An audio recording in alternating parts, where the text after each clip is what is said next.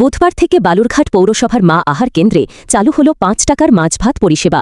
পরীক্ষামূলকভাবে সপ্তাহে ২ দিন মাছ-ভাত এবং বাকি দিনগুলোতে আগের মতোই ৫ টাকায় ডিম-ভাত মিলবে। দুপুরে এই পরিষেবার উদ্বোধন করেন পৌরসভার চেয়ারম্যান সুরজিৎ সাহা। প্রথম দিনই মাছ-ভাতের জন্য উপচে পড়ে ভিড়। পৌরসভার দাবি, স্বল্প আয়ের মানুষের পুষ্টিকর খাবার নিশ্চিত করতেই এই উদ্যোগ নেওয়া হয়েছে।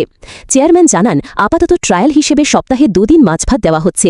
আমাদের যে অর্ডারটা রাজ্য সরকার থেকে আমরা পেয়েছিলাম, মা আহারে মাছ ভাত চালু করতে হবে, সেটা ৮ই জুলাই আজকে আমরা ফার্স্ট ট্রায়াল হিসেবে চালু করলাম। মাছ ভাত সপ্তাহে ২ দিন মাছ ভাত থাকবে, বাকি দিনগুলোতে আমরা ডিমের অ্যারেঞ্জমেন্টে রেখেছি। আর একটু অ্যাভেলেবেল হয়ে গেলে আমরা কন্টিনিউ মাছ ভাতের ব্যাপারটা করে নেব নেক্সট।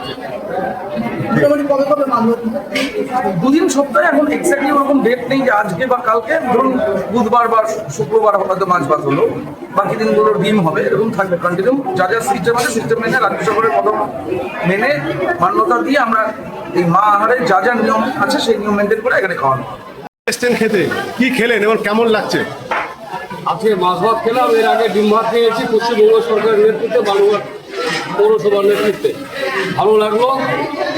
আর এই ব্যবস্থা ভালো থাকলেই খুব ভালো লাগবে। গরিব মানুষ যারা এখানে খেতে আসে এবং অন্যান্য মানুষেরাও খেতে আসে, তারা সবাই ভালোই বলবে।